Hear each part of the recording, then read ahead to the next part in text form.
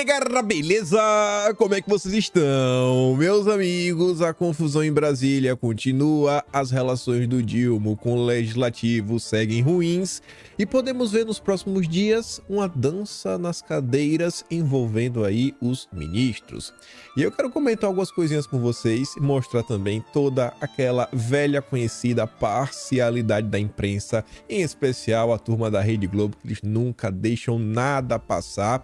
Quero também comentar com vocês sobre alguns gastos que painho aí, né, o estrupício anda fazendo com o dinheiro do pagador de impostos e mais algumas coisas, isso já é o primeiro tema. Depois eu quero falar com vocês sobre o julgamento de Bolsonaro, quero mostrar para vocês uma notícia não, um editorial que saiu. Eu acho que é importante, tem que destacar algumas coisas. Depois eu quero falar sobre fotos, mostrar uma foto de Bolsonaro, mostrar algumas fotos. E mais algumas coisas também que envolvem a justiça, envolve até uma questão sobre o Gustavo Petro aí na Colômbia, está se dizendo perseguido, uma tentativa de golpe contra ele, tipo a Dilma. Depois, uma das coisas mais importantes, talvez do ano de 2023, que sabe, do mandato do Dilma. O julgamento do marco temporal. No dia de ontem, apareceu aí um cidadão para tentar salvar o dia. Não sei até quando as coisas vão conseguir, né, se manterem, como posso falar, nos conformes. Quero comentar algumas coisinhas, mostrar como anda a situação do Legislativo e falar até porque isso é importante, para depois falarmos do Dilma. E, gente, no vídeo de ontem eu comentei com vocês sobre a rainha, né, a rainha Máxima, que estava vindo ao Brasil, se encontrou com Haddad. Essa senhora, ela foi numa escola, assim, eu vou mostrar para vocês como essa galera, elas estão totalmente desconectadas com a realidade do ser humano comum. E tem umas notinhas que eu quero mostrar para vocês e até relembrar um vídeo do senhor Paulo Guedes, que eu acho que é bem importante no momento atual em que nós vivemos. Ainda tem mais algumas confusões aí que envolvem a turma do Dilma, mas vamos começar. E vejam só, a CNN ontem fez um pequeno levantamento para informar que o Lula já conseguiu superar Bolsonaro. Numa coisa que eu acho que ninguém vai comemorar, né? Os petistas estão em silêncio. Lula supera governos Bolsonaro e Temer, juntos, né, em uso de helicóptero para se deslocar em Brasília. Lula, até 12 de maio, já estamos, hoje é dia 7, né? Então tem muito tempo, mas ontem, desculpa, poxa, é dia 8 já. Hoje é dia 8 já.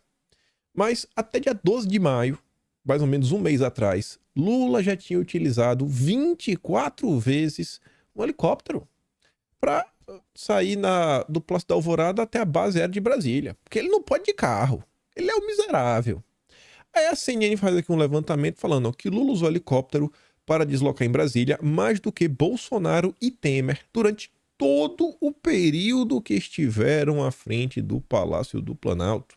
O Temer solicitou helicóptero 10 vezes, entre maio de 16 até dezembro de 2018. Já Bolsonaro usou 11 vezes durante todo o seu mandato. Você soma Temer e Bolsonaro dá 21. Lula já usou 24. Isso aqui não é aquela notícia que fala, meu Deus, e agora o que vai acontecer?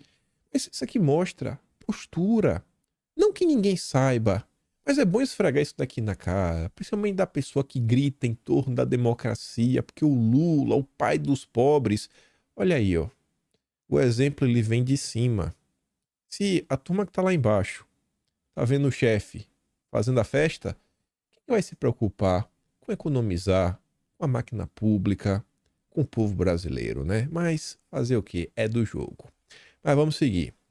Aqui eu só trouxe, eu quero agradecer para vocês de coração mesmo, porque isso daqui não é nenhuma demagogia nem nada, eu só tô aqui por causa de vocês. Isso daqui foi votação e vocês votaram em mim, inclusive eu fui o primeiro lugar, a primeira pessoa a estar classificada para a segunda etapa. Vocês votaram bastante lá em mim, só tenho a agradecer lá, ó. Influenciador de política. Tô no meio de uma galera, tem um monte de gente, tem um pessoal, gente boa, tipo Ana Paula, Augusto, quem mais? Desse aí que eu gosto só esses dois mesmo. Tem um ali que pra mim é cavalo paraguaio. E a turma lá da esquerda, a turma da Globo. Então, muito obrigado, vocês colocaram. Não acho que eu vou passar dessa fase, não acho mesmo, porque essa fase agora não tem voto popular. agora a turma do iBest, que vai escolher os 10 melhores, né? Acho que eles vão escolher ali a turminha cheirosa, vão tirar, mas muito obrigado a todos vocês, todo apoio. Fiquei feliz mesmo de coração. Mas vamos lá. Essa notícia, você pode perguntar, rapaz, qual a necessidade da gente comentar o fato que o Rui Costa disse que não foi feliz ao chamar Brasília de Ilha da Fantasia? Por que repercutir isso? E aqui vale a pena a gente analisar a imprensa. Já vai entender, né? Fala o seguinte, abre aspas, para o que o Rui Costa falou. Na sexta-feira passada, eu estava em Itaberaba, na Bahia, num evento de entrega de mais um hospital. Lá, eu desabafei e demonstrei minha inconformidade com o processo de escolhas e decisões tomadas.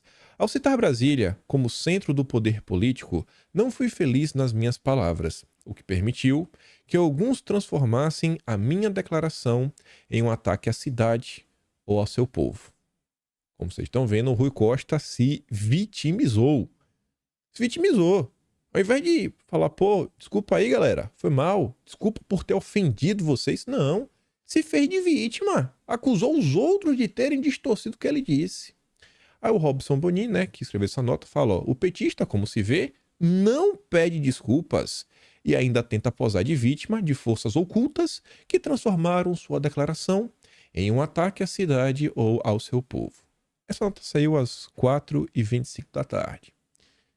Tá bem claro, vocês estão vendo o que foi que o Rui Costa falou. E por que isso aqui é importante? Porque a gente tem que continuar mostrando para as pessoas, aquelas pessoas que ainda acham que ainda existe algum resquício de dignidade, de honra, assim, em alguns setores do jornalismo brasileiro. Vejam só, ambas as notas saíram depois da matéria do Bonin. Talvez se os jornalistas tivessem lido seu colega, ia falar, pô, acho que eu passei do ponto. Mas você vê, ó, a Folha de São Paulo dá um passo a mais. Rui Costa se retrata após chamar Brasília de Ilha da Fantasia. Ele se retratou, pessoal? Ou ele se vitimizou? Eu acho que ele se vitimizou, não? Mas foi isso que ele se retrata. Menos mal falou que retrata. Por quê? Porque, segundo a Globo, Rui Costa se desculpa. Mas tu já viu isso? Tu já viu isso? Tu viu ele pedir desculpa em algum momento? Eu não vi. Mas a Globo viu. A Globo viu. Esse é o jornalismo brasileiro. E aí, depois disso tudo, eu fico me questionando. Como não estava ontem a Miriam Leitão, a Natuza Neri, a Andréa Sadi, o André Trigueiro, o Otávio Guedes? Como é que essa turma não se sente? Fala assim, rapaz, a gente tá aqui, nos humilhamos todos os dias, passamos pano todos os dias, e o PT, que é um canal de TV só pra eles, não é suficiente? Você vê que não tem uma valorização. O Lula não valoriza nem os seus aliados. Isso aqui é uma ofensa. Eu acho que todo jornalista da Globo deveria se sentir ofendido. Mover uma carta de repúdio, falar, ó, o que estamos fazendo pelo governo não dá para descrever em palavras. E o PT ainda quer uma TV própria. Isso é um tapa na cara de tudo que eles estão fazendo há mais de ano, desde a época do governo Bolsonaro. Tô sendo irônico para tratar, porque o Brasil tá daquele jeito. Na verdade, hoje eu tô meio chateado com a notícia que eu deixei lá pro final. Eu nem dei tempo de comentar. Tirou minha paz. Essa notícia conseguiu me abalar. Doeu meu coração. Mas chegaremos lá. A batata do Rui assou. Durante a reunião de líderes nessa segunda, o nome de José Guimarães, líder do governo na Câmara, apareceu como alternativa para substituir Rui Costa na Casa Civil. Ontem, havia comentado com vocês que alguns setores da esquerda já estavam falando na possibilidade do Rui Costa cair, mas a esquerda estava falando que, assim, o nome do Lira, pelo menos, dizia que seu nome favorito seria o Haddad, assumir a posição do Rui Costa. Mas perceba que já está começando a sair notícias falando sobre o Rui Costa e possíveis nomes para ocupar o seu cargo. Citado de forma negativa em 90% das conversas no Congresso. Recentemente, Rui Costa tentou iniciar um movimento para conter a indisposição dos deputados, com sua presença no governo, ontem, pouco antes do encontro dos líderes, recebeu integrantes do PSD do Distrito Federal no seu gabinete no Palácio do Planalto. Tá ruim, hein? Espero que caia. Espero que caia não. Continua aí, que tenha confusão, brigue com a Câmara, que não avance nada, trava toda essa agenda desse desgoverno. Aí o Padilha concedeu entrevista para Globo News. e a Globo retrata, falando o seguinte, ó, que o Padilha reconhece pela primeira vez possibilidade de mudança nos ministérios. E vocês conseguem... Olha só, gente. É uma coisa que eu fiquei me questionando depois daquele dossiê que eu trago material da década de 50, que eu fiquei assim, rapaz, eu peguei ali os jornais da década de 50, era o tempo todo falando como melhorar a vida da população. Eu fiquei vendo vários jornais, como melhorar a vida do povo. Pô, o que a gente pode fazer aqui para ajudar no desenvolvimento de todas as regiões do Brasil de maneira igual? O que a gente pode fazer aqui para ter crédito de qualidade, para desenvolver indústria, para ter isso, para ter aquilo outro? Mas você pega a imprensa hoje, é só fofoquinha. A imprensa mainstream é só fofoquinha. E a gente está discutindo mudança de ministério, não é porque, sei lá, o ministro ele não está conseguindo melhorar a vida da população. O ministério não está conseguindo entregar um bom serviço para o povo brasileiro. Não, não é isso. Não porque não está dando emenda, não, porque o cargo, porque está travando, porque tem rixa, porque o cara é lá da Bahia e não gosta do outro cara da Bahia e persegue, faz isso, faz aquilo outro. Mas qual é o papel do ministério? É agradar deputado? É agradar senador? Ou é ajudar o governo executivo a, né, executar suas atividades, simples assim, perante a população, desenvolver o Brasil, um projeto de nação? Aí tá aí, não, é porque não tá andando, não, porque o Rui Costa não tem trato. Esse debate não é personificado e acho que é natural que os partidos também queiram fazer avaliação dos seus ministros, discutir eventualmente, sugerir reformulações, afirmou Padilha completando. Esse é um debate que está, eu diria, na mesa. Algum tipo de reformulação. Não porque a população não está recebendo um bom serviço, mas porque tem que agradar os deputados, que o PT não tem base e a agenda do PT é uma agenda muito ruim. Então eles estão até dispostos a ajudar uma agenda ruim para o Brasil, desde que tem espaço para todo mundo e muita articulação, né? Muita democracia. Aí você vê, ó. Negociação com a União Brasil por troca no turismo avança e governo pretende ampliar a reforma com PP e republicano. O senhor Marcos Pereira tá aí urfando. Lira também não é besta. Há muito tempo que ele tá querendo o Ministério da Saúde. Há muito tempo. Ave Maria. Dizem que o Marcos Pereira ele não quer um ministério porque vai ficar difícil para ele sustentar perante a igreja. Que, pô, os republicanos formalmente, então ele quer os cargos no segundo escalão, que é para poder disfarçar, pro fiel não saber. Então, se você aí conhece alguém que frequenta a igreja do Marcos Pereira, avisa pra pessoa o que tá acontecendo. Que absurdo. Aí, enquanto tá aí, né, dança das cadeiras, Ministério do Turismo podendo cair, quem tem gratidão não atinge seus aliados. Diz marido da ministra do Turismo após reunião com Padilha. O cara fez campanha pro Lula, aquela campanha... Uma campanha que foi tão esquisita, mas tão esquisita. Eu não vou nem falar sobre uma fatalidade, que foi realmente foi uma fatalidade, que a revista Piauí, ela fez uma matéria investigativa destacando coisas minimamente estranhas no entorno aí da Daniela, seu marido, né? Umas amizades, umas fotos meio estranhas. E o cara fez campanha pro Lula, isso, aquilo, outro. Já vai ser chutado. Vai ser chutado. Por quê? Porque o PT não tem, sabe, compromisso com ninguém. A não ser com o próprio PT e o próprio Lula. Aí a Dora Kramer fala que hoje, nas cercanias do poder, mudanças nos Ministérios do Turismo e das Comunicações só não foram feitas nesta semana por causa do feriado. Quem sabe aí podemos ver alguma coisa já na semana que vem. Ministério da Saúde não pode ser negociado, sustentam governistas. Não é de hoje, pelo menos desde março já saem notícias que a turma do Centrão, durante o PP, estariam interessados não só no Ministério da Saúde, como na Caixa Econômica. Então, vamos dar uma olhada aí o que vai acontecer, né? Quero saber o que o povo vai ganhar com tudo isso. A culpa é do PT. Sobre esse caos do que está acontecendo. Segundo o Nonato Viegas, lideranças partidárias, né, políticos que foram ouvidos pelo bastidor em condições de anonimato, afirmaram que o PT é o grande entrave no desejo do Lula. Qual desejo? de avançar com as coisas, né? Tem uma base, tem articulação, interlocução.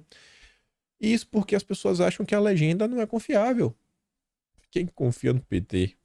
Na avaliação do grupo, o Lira cumpre todas as promessas de espaço nas comissões, relatorias e negociações da liberação de dinheiro das emendas, porque é ele quem ainda leva e pressiona pela liberação das demandas dos deputados. Já os ministros do PT, reclamam os parlamentares, descumprem acordos firmados. A crença é de que, pelo PT, nenhum partido aliado teria espaço no governo, mas com toda certeza. A briga no PT é um contra o outro. É um contra o outro. Quem dirá o partido do Centrão? E aí fala o seguinte também. Comentamos sobre esse caso aqui dos deputados que deram um bolo no Lula, né? Trocaram o Lula pelo Lira, o evento com os empresários do Esfera Brasil. E aí fala o seguinte, na de Assembleia. Um dos motivos que fizeram os líderes partidários da Câmara recusarem o encontro com o Lula na segunda foi o fato de que a reunião seria em grupo. Em conversa coletiva, não se fala nada importante. Os líderes queriam tratar de cargos e verbas, porque só se faz em encontros individuais. Ninguém vai apresentar pedidos na frente dos outros, sob o risco do encontro virar briga por espaço. Se aceitassem o convite, mais uma vez, os líderes sairiam do palácio com promessas de mudança, mas sem resultados efetivos. Ou seja, ninguém confia no Lula e ninguém está preocupado com o Brasil. Está preocupado com espaço, com verba, com cargo. Não podia ser diferente. Não podia ser diferente. Por isso que temos que tentar todos os dias. E isso daí são vocês. Tentar conversar com a pessoa diariamente. Tentar mostrar uma notícia, mostrar outra. Tentar ganhar a pessoa. Ganhar assim, sabe? Uma amizade inicialmente. Tentar converter a pessoa do dia pra noite. Pelo menos que ela se interessar um pouquinho o que está acontecendo com o Brasil. Porque vai impactar todos nós, cedo ou tarde. Ontem eu comentei por alto. É algo similar. Você vê como são as coisas, né? Um notório saber jurídico.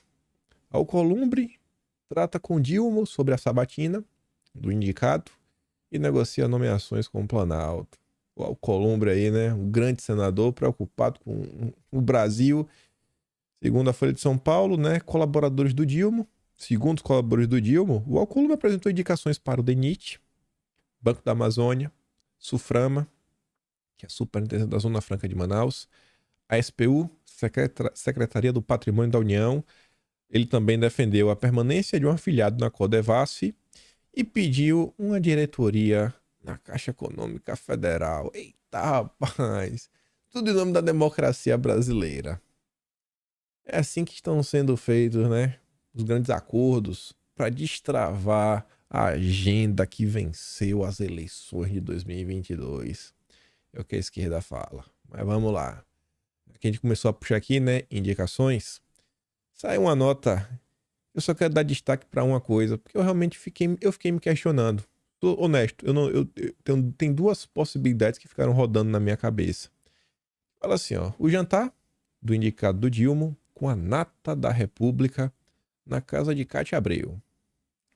Pois é, tá um monte de gente lá, né? Aí a Cátia Abreu chamou pra festinha o cientista político Antônio Lavareda. Você lembra aquele cara do IPESP?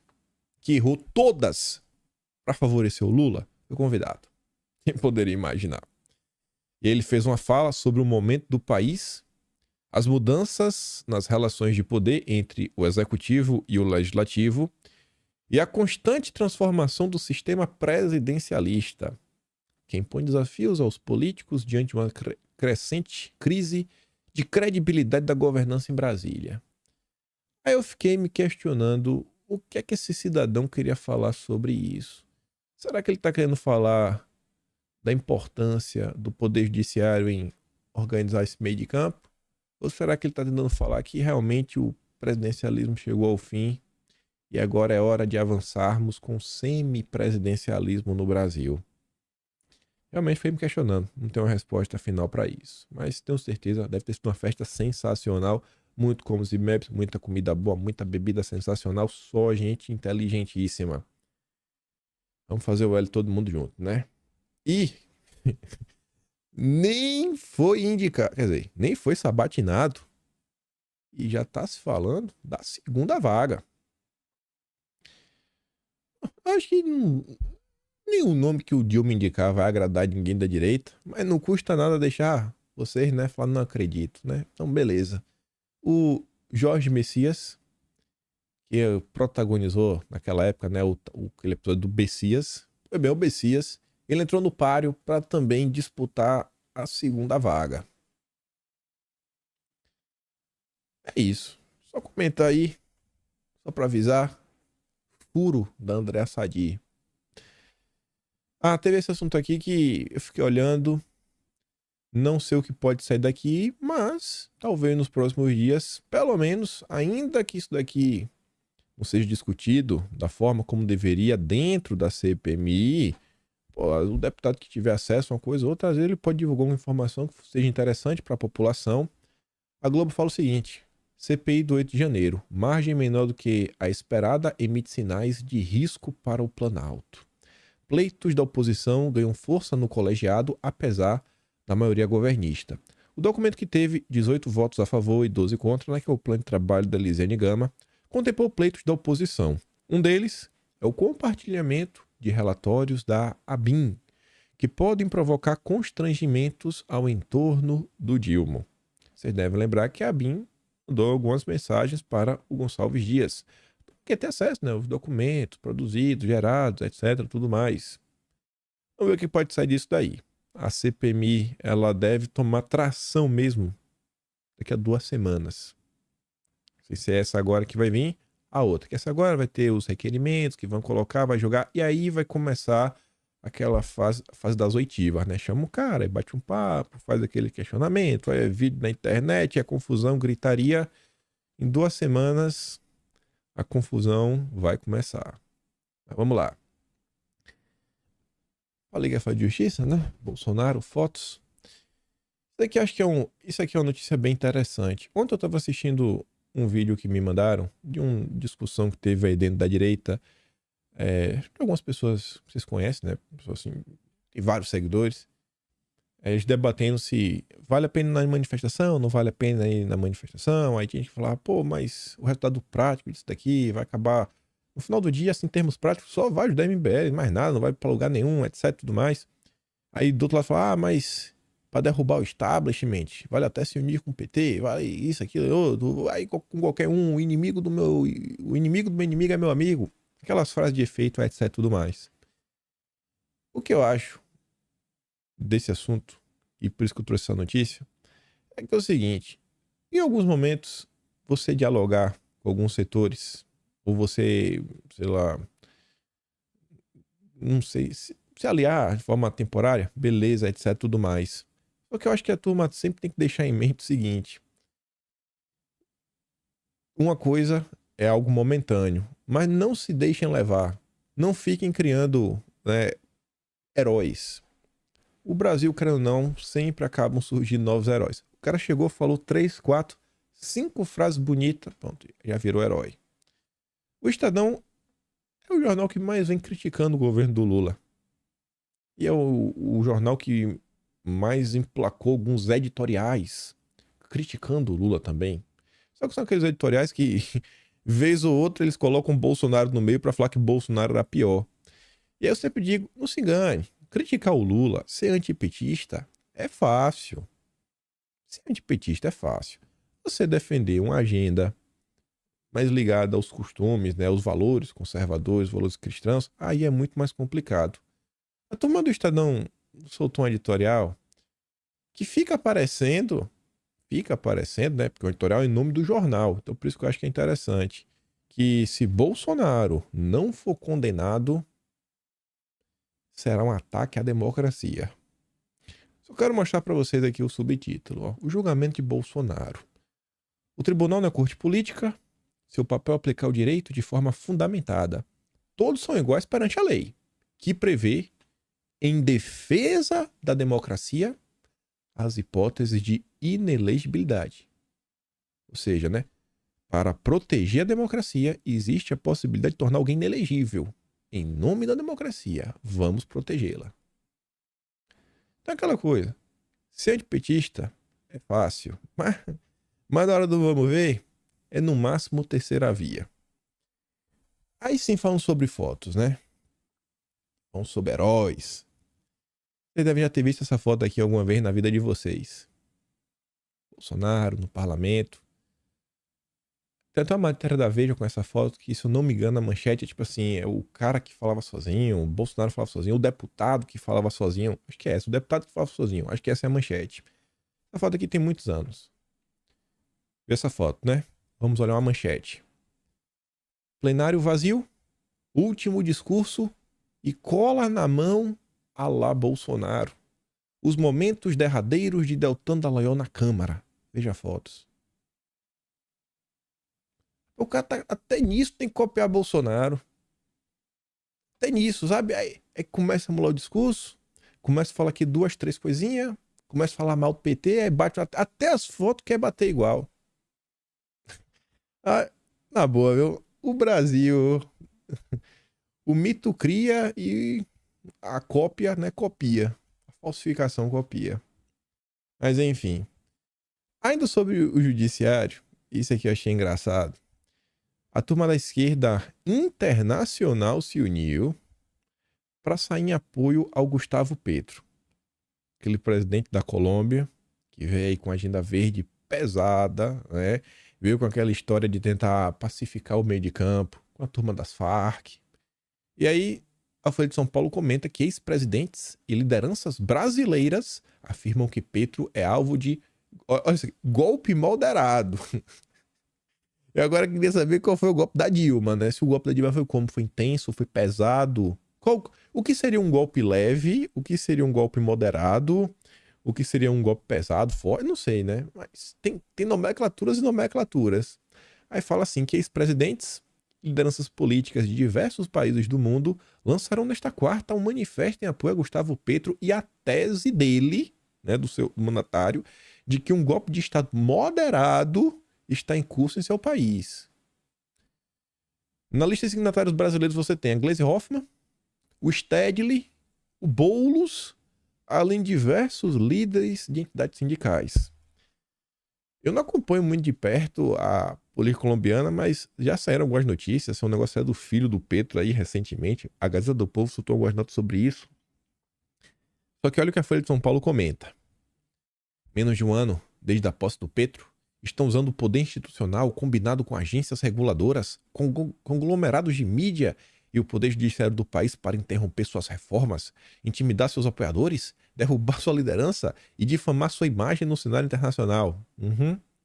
Segue o texto que foi articulado pela rede global progressista Progressive International. É basicamente um braço aí do imperialismo internacional.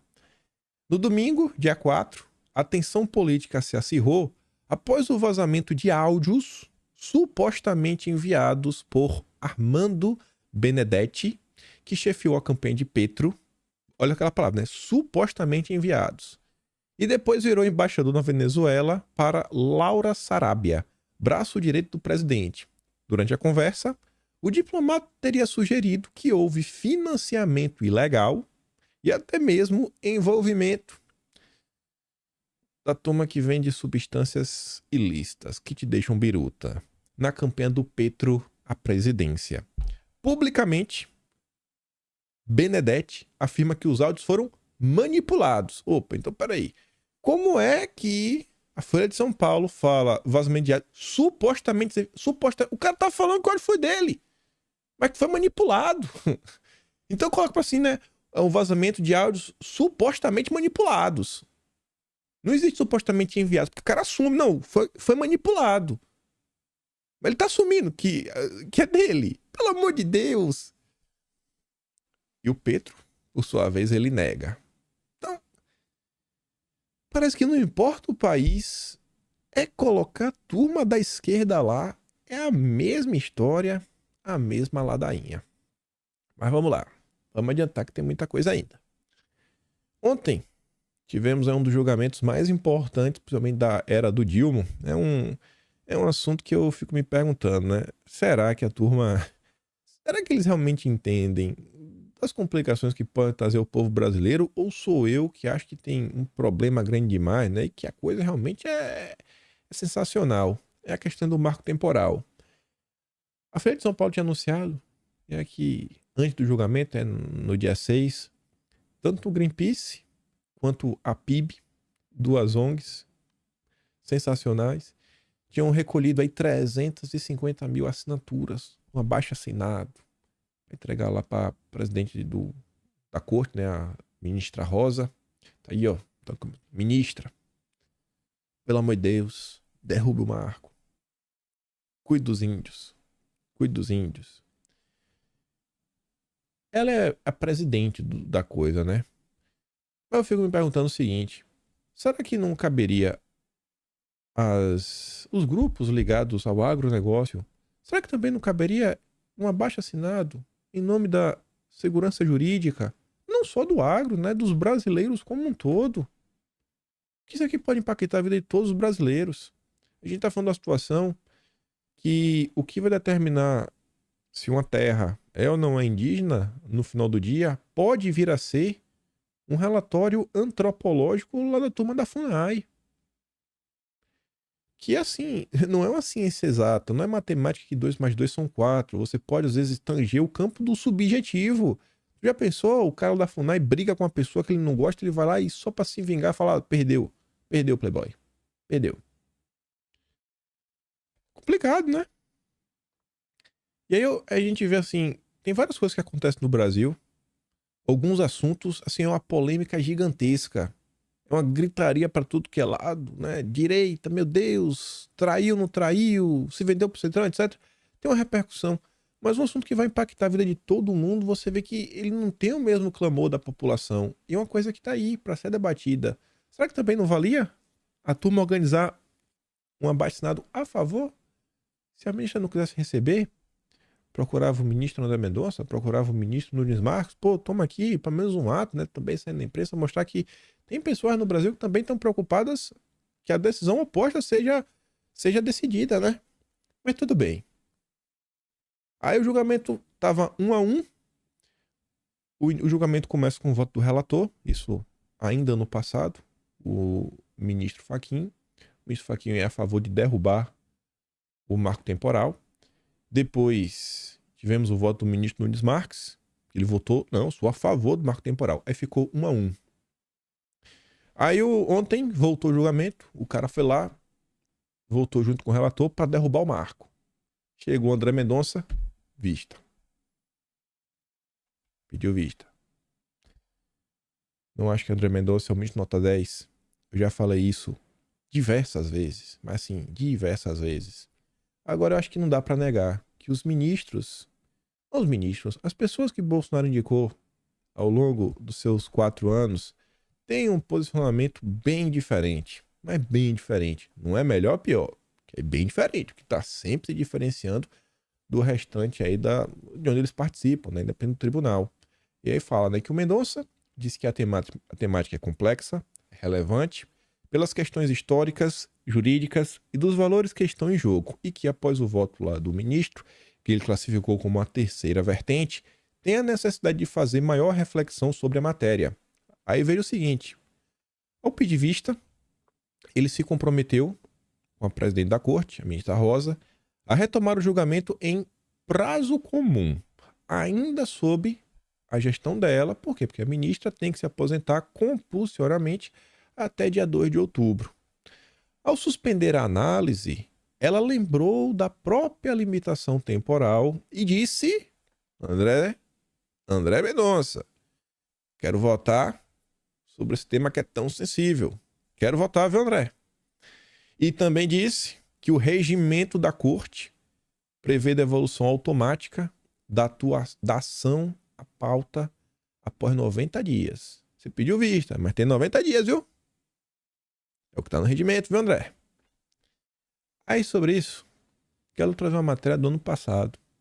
A turma do bastidor coloca a seguinte manchete: remédio contra Cássio e Mendonça. A corte decidiu acabar com a bagunça dos pedidos de vista. A ferramenta, criada para permitir que eles tenham mais tempo de analisar processos, tornou-se uma arapuca na qual caem discussões importantes para o país. A partir de 2023, os ministros terão 90 dias para devolver os processos que seguraram para analisar melhor. A gente está em 2023. Por isso que o André Mendonça só tem 90 dias. Coincidência ou não, a medida foi editada após pedidos de vista do Cássio Nunes Marques e do André Mendonça incomodarem outros ministros. Coincidência ou não. E a nota comentava, um deles foi feito no julgamento sobre o voto de qualidade do CARF. Cássio pediu mais tempo para analisar a ação. Mesmo assim, o ministro tinha votado, né? Isso é tudo mais. E André Mendonça não fica atrás. Durante o julgamento da chamada Pauta Verde, que teve julgamento também no passado, eram 7 ações, havia o receio que o André ou o Cássio pedissem vista, dito e feito. Mendonça suspendeu o julgamento logo após o voto da relatora ministra Carmen Lúcia. Então, assim, entra dia, sai dia, o pessoal sempre fala uma coisa, sempre joga uma pedra, outra. Mas eu acho que é sempre bom lembrar algumas coisas. Diversos julgamentos importantes, pode falar que é relógio parado, né? Acerta 2 vezes no dia, mas você vê e fala, pô, se Bolsonaro tivesse sido reeleito, hein? Era pelo menos mais 2, já nesse ano. Podíamos ver algum tipo de pequena mudança. Mas a turma do voto Lulo, turma do MBL, Nando Moura, toda essa turma que eles querem te fazer acreditar que são vocês, que foram Bolsonaro, os culpados, etc, tudo mais. Acho que todo mundo tem culpa. Todo mundo, até o petista. O petista podia ter escolhido outro caminho. Não adianta agora bancar o arrependido. Todo mundo tem sua culpa. Agora essa galera só quer achar que a culpa é dos outros. Mas voltando. Esse assunto agora, depois do pedido de vistas do André Mendonça, ele possivelmente vai ganhar uma maior atenção no Congresso. A Câmara já votou a favor de manter o marco temporal. Agora chegou no Senado. A relatora vai ser, inclusive, a Soraya Tronic. Soraya, você deve conhecer, que foi até candidata no passado.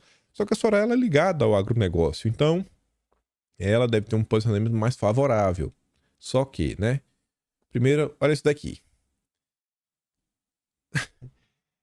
Como o jornalismo... Assim, cara, como é que uma empresa de jornalismo pode receber apoio da Open Society Foundation, a coluna de meio ambiente da Folha de São Paulo? Cara, onde é que tá, gente? A independência. E eles colocam isso no final. Eles deviam colocar essa frase na manchete. Eu que arranco lá do final da matéria e coloco na manchete. Porque tem gente que, assim, quem não paga para ter acesso à Folha de São Paulo não consegue ver isso. Só vê a manchete. E normalmente deixa ver, dependendo do jornal, primeira e segunda linha, né? E depois tem assim, continue lendo. Mas para continuar lendo, você tem que estar logado, tem que estar assinado. Aí a matéria fala, bancada ruralista cresce no Senado e tenta aprovar a pele dos agrotóxicos, do marco temporal. Bancada ruim. Para especialista, grupo atrai parlamentares ao reunir visão de mundo que extrapola o agronegócio. Impulsionada pela extrema-direita, a bancada ruralista ganhou força no Senado e conseguiu atrair mais da metade dos parlamentares. Esse é o primeiro parágrafo. O que é que tu acha que vem depois disso? Uma matéria a favor ou contra? E aqui não é uma matéria que o jornalista é a favor ou contra, que a Folha de São Paulo é a favor ou contra. É uma matéria do projeto Planeta em Transe, que é apoiado pela Open Society Foundation. Meu Deus do céu. Meu Deus do céu. Olha com que a gente tá lidando. A PIB, aquela ONG que fez ali o abaixo-assinado, também recebe apoio da Open Society Foundation. A Greenpeace também deve receber, não sei se no Brasil, mas no mundo com certeza. É internacional. Aí, sobre essa questão que agora está no Senado, o Globo fala o seguinte: marco temporal. Após o julgamento ser adiado, bancada ruralista reúne assinaturas para dar urgência. A turma já se juntou ontem. A turma já conseguiu as 27 assinaturas, que é a quantidade necessária para protocolar um pedido de julgamento de urgência para ir direto para o plenário, assim, bora Pacheco. Adianta, irmão. Adianta, Pacheco. Só que o Globo comenta que com adiamento, a bancada ruralista voltou a pressionar no Congresso e reuniu assinaturas para um pedido para o projeto sobre o mesmo tema tramitar com urgência no Senado. O requerimento precisa ser pautado pelo Pacheco, o presidente da casa. E a tendência é que o senador não acelere. Não acelerar, não. Não vai.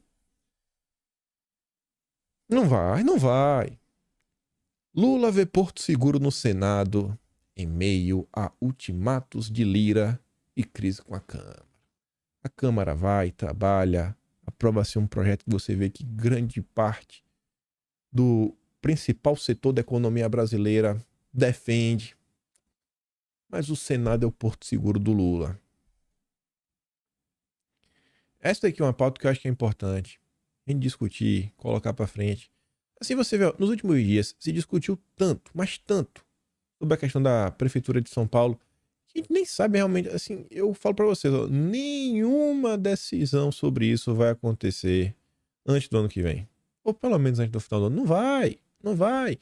Porque você pode ter até mudança partidária. É mudança de partido para ver para onde vai, para onde não vai, etc. Tudo mais. Não sabe o que vai rolar, se vai ter candidato, se não vai ter, se vai ser vice. Mas o assunto ganha repercussão, porque se discute, traiu, não traiu, etc. Tudo mais. Gente, esse assunto aqui pode impactar todo o Brasil. Pode impactar toda a economia do país. Mas é isso. Vamos continuar mais ou menos nessa toada. Já chegamos nela já. Essa notícia, realmente ela conseguiu tirar minha paz. Eu fiquei revoltado. Comentei com vocês ontem, né? Da rainha que veio pro Brasil. O PT adora uma elite. Adora. Quando a aristocracia, meu Deus. A burguesia já gosta. A burguesia é banqueira. Mas a aristocracia, meu Deus do céu, né? Tá lá com a Haddad, né? Apertando a mãozinha, bonitinha, tudo mais. Toda ajeitosa, com um sorriso no rosto. Aí eu tô passando ontem no Twitter e eu me deparo com isso daqui. Rainha da Holanda pergunta se crianças de escola pública de Brasília juntam dinheiro para comprar um iPad. Rapaz, quanto é que tá custando um iPad? Deve estar custando uns 4, 5 mil reais. Acho que é pra uma criança. Juntar dinheiro como, minha filha? Criança. Juntar dinheiro como? Ela tá achando o quê? Ela deve fazer que a criança trabalhe pra ter dinheiro. Ou ela tá achando que a criança ganha dinheiro, né? Ainda mais na escola pública. Que paz essa mulher tá? Mas não é só por isso que eu fiquei chateado, não. Renato fala, né? A realidade da elite distópica. Essa é a mulher que a gente comentou ontem sobre o financiamento verde inclusivo.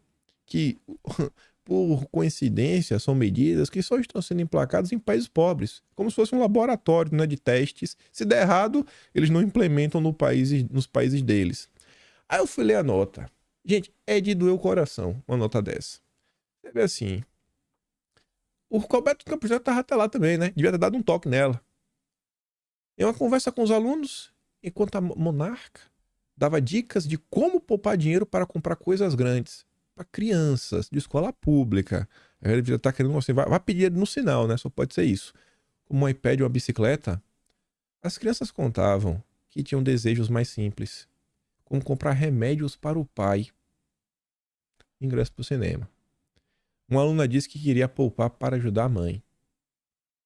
Olha a realidade do Brasil. O prédio do Banco Central leva a educação financeira a escolas públicas de todo o país. Quando eu estava na escola, eu tive aula de educação financeira. Quando eu fiz 17 anos e terminei a escola, eu tive que trabalhar. Oh, meu Deus, eu tô coitadinha da rainha. Ela teve que trabalhar, gente, aos 17 anos. Quantos brasileiros não tem que começar a trabalhar às vezes com 9 anos de idade? 10 anos de idade para ajudar em casa? Seja alguma coisa. Ele dá uma mão pro pai, pro vizinho, 9 anos de bicicleta, qualquer coisa, porque não dá. E não é para comprar presentinhos, fazer viagenzinha. Não, é para botar comida no prato. Olha, assim, ela tá totalmente descolada da realidade. Porque comecei a ganhar algum dinheiro, mas não correu tudo bem. Eu estava gastando mais do que eu estava ganhando. Em um exercício proposto pelo programa do Banco Central, os alunos tiveram que formular sonhos de curto, médio e longo prazo para que pudessem se organizar financeiramente. Uma aluna foi convidada a contar o que havia planejado. Veja a pureza do coração de uma criança. Meu sonho de curto prazo escolhido foram as minhas férias no final do mês. Para isso, eu preciso ter um bom desempenho na escola. Meu sonho de médio prazo foi a minha formatura no final do ano. Para isso, estou juntando dinheiro no meu cofrinho e planejo vender pulseiras. O meu sonho de longo prazo foi para meu pai melhorar. Para isso, eu planejo vender coisas para ganhar dinheiro e comprar os remédios necessários e pagar os especialistas que ele necessita. E essa senhora está vindo aqui no Brasil falar de financiamento verde inclusivo.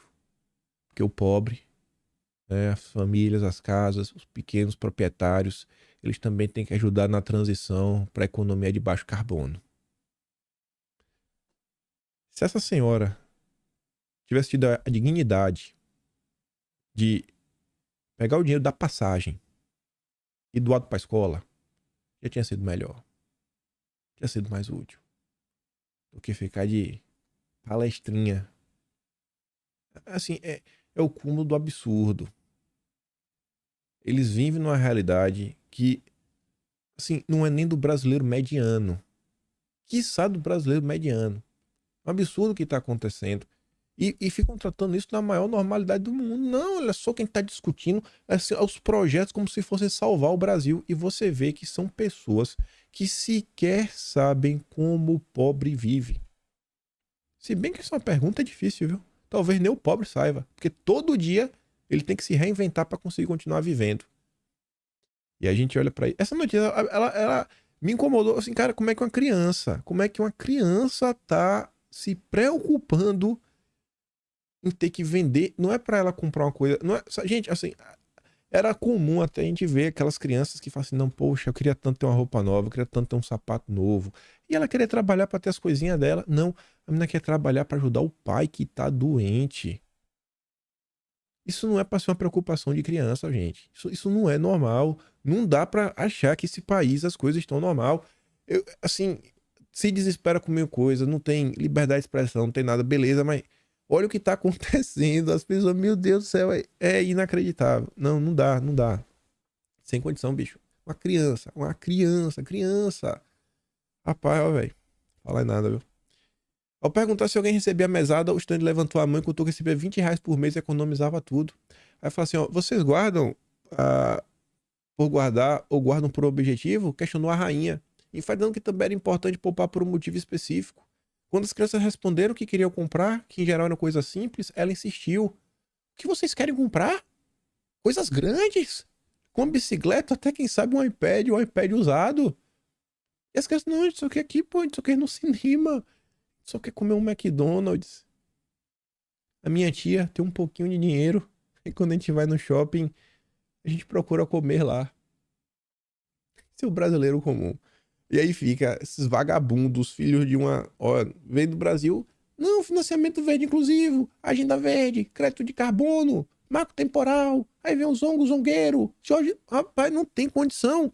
Aí vamos apoiar aqui a coluna, o projeto Planeta em Trânsito da Folha de São Paulo, da Open Society Foundation.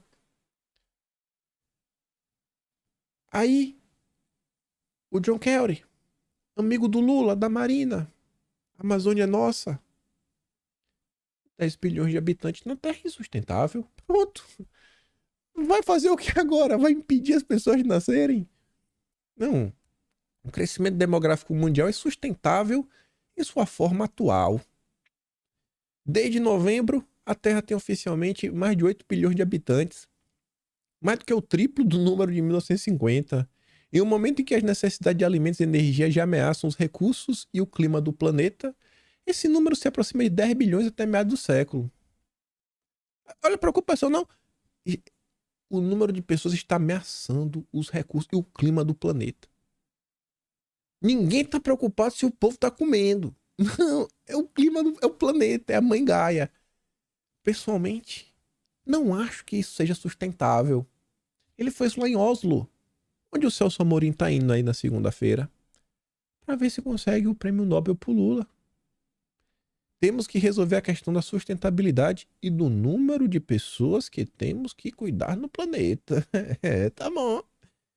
Alimentar 8 bilhões de pessoas gera hoje mais 25% de emissões que causam, né, mudança. Cerca de 40% estão relacionados com a pecuária. Sempre a carne de boi que é o problema. E o desperdício de alimentos. O restante, com a produção de arroz e os de fertilizantes. Quem foi que mudou, né, o uso de fertilizantes? Foi o Sri Lanka. O país quebrou. Faz lá dos Estados Unidos, pô. Faz aí, Kerry. Faz aí. Dá o exemplo. Dá o exemplo. Estive em vários países africanos, onde estão muito orgulhosos de seu aumento da natalidade. Acho que sim, né? Porque Deus falou, crescei e multiplicai-vos. Mas o John Kerry não entende isso. Ele não sabe o que é ser cristão. Mas o fato é que é insustentável para a vida atual. Muito menos quando você soma os números futuros. É insustentável. Não dá, não, viu? Tem que parar de ter filho. Não recomendo a redução populacional. Acho que temos a vida que temos no planeta e devemos respeitá-la, mas poderíamos fazer melhor em muitos aspectos. Evitar viajar de avião, comer menos carne, melhorar o isolamento da casa.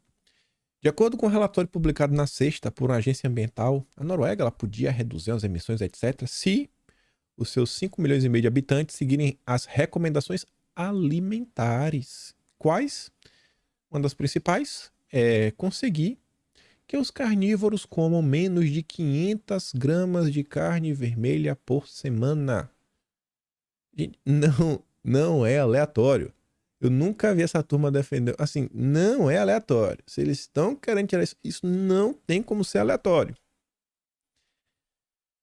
Aí no Brasil, comentamos sobre aquele programa do Alder Barbalho, de criar futuras gretas no estado do Pará.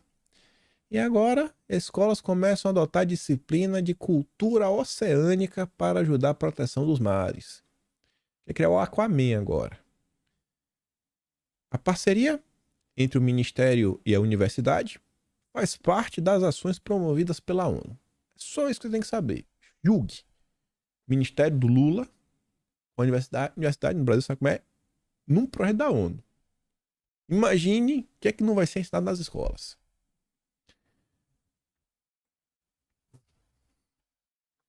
Natureza não tem geopolítica. André Trigueiro disse que o aquecimento não tem fronteiras, afeta o psicológico das pessoas e alerta. Bancada do Cocado no Brasil tem 5 eleitos. Ou seja, né? O que a ONU manda, nós temos que fazer porque não tem geopolítica, não tem fronteiras. Ele tá falando dessa história aí de minha região aqui, eu que mando. Não. Não. Não.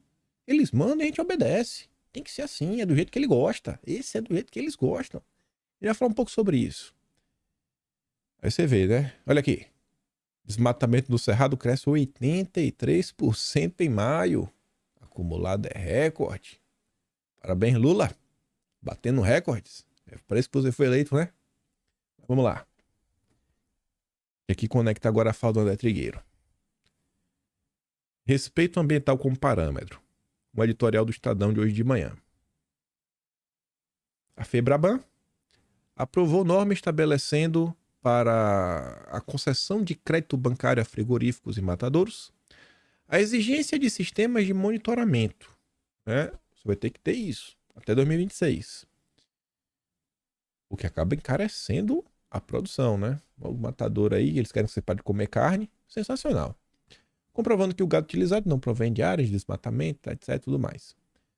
Ainda que siga uma nova ordem internacional, o Parlamento Europeu aprovou há um mês legislação semelhante que vai impactar a entrada de mercadorias na comunidade europeia e exigirá a rápida e sólida adequação dos exportadores brasileiros. A iniciativa da FEBRABAN é um sopro de evolução no momento em que a pauta parlamentar impõe sucessivos reveses à agenda ambiental. Você está vendo, né? A FEBRABAN ela segue ordens do Parlamento Europeu. Algum de vocês votou no Sidney da FEBRABAN, no amigo do Haddad? Algum de vocês votou nele? Algum de vocês votou no Parlamento Europeu? Quem foi que pediu para a FEBRABAN fazer isso? Porque tem 21 bancos, inclusive os bancos estatais, que aderiram. Os bancos do Lula. Aí fica o senhor Arthur Lira e o senhor Ciro Nogueira. Nós aqui, Esfera Brasil. Quem manda no Brasil é nós. Quem manda na agenda econômica do governo somos nós. Você manda na agenda econômica. Mas quem cuida da regulamentação tá aqui, ó. É o Parlamento Europeu.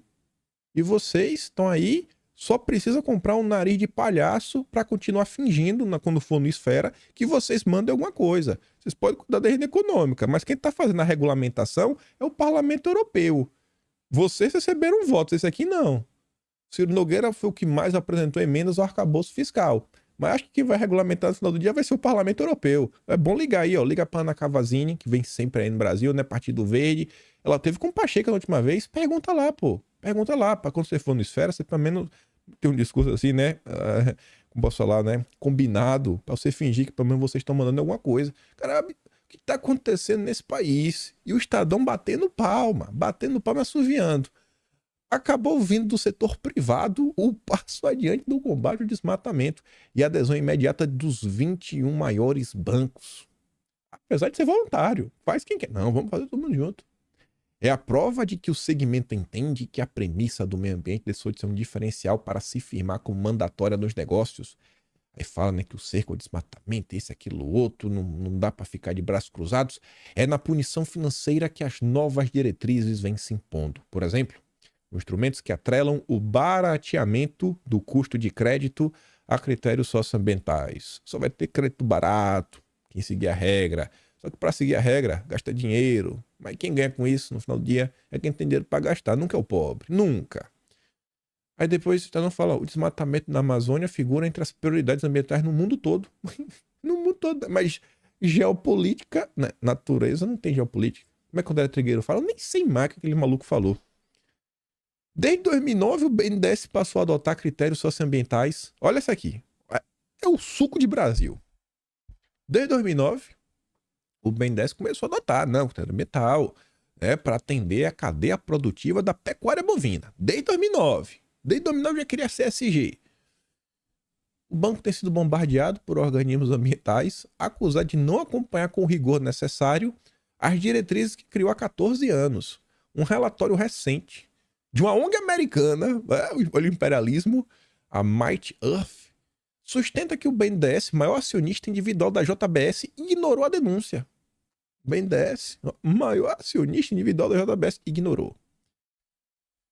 A Associação Brasileira das Indústrias Exportadoras de Carne, a BIEC, cobrou da Febraban o mesmo tratamento dos bancos em relação a todos os correntistas, inclusive produtores rurais. Parece revanchismo. Ou seja, no Brasil, parece que as regras, no final do dia, nunca atingem os poderosos. Parece que só criam regras para dificultar a vida do pobre, para impedir que o pobre coma carne. O povo tem inveja. Parece que o povo quer forçar. Não, o pobre não pode comer carne. Só de raiva. Come aí ovo sem reclamar e agradece a gente. Para fechar isso daqui, eu não tinha como esquecer um momento histórico do mandato de Bolsonaro, quando Paulo Guedes fala o seguinte. Então, a Febraban é uma casa de lobby, muito honrada, muito justo lobby, mas tem que estar escrito assim na testa, lobby bancário, que é para todo mundo entender do que se trata, inclusive financiando estudos que não tem nada a ver com a atividade de defesa das transações bancárias. Então, a Febraban é uma casa de lobby, muito honrada, muito justo lobby, mas tem que estar escrito assim na testa. Na testa. Lobby bancário. Na testa. É para todo mundo entender do que se trata, inclusive financiando estudos que não tem nada a ver com a atividade de defesa das transações bancárias.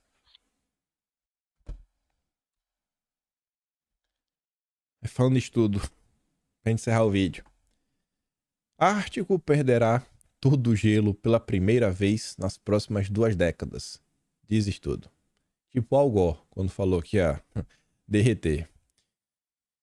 Renato fala, né, com base em estudos como estes, que o governo ambientalista que o movimento ambientalista trava a pauta de desenvolvimento da região norte do Brasil.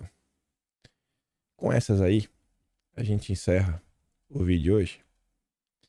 E, peço a vocês, prestem atenção nesses assuntos. Gente, cobre os deputados. Isso daí vai impactar a vida de todo mundo.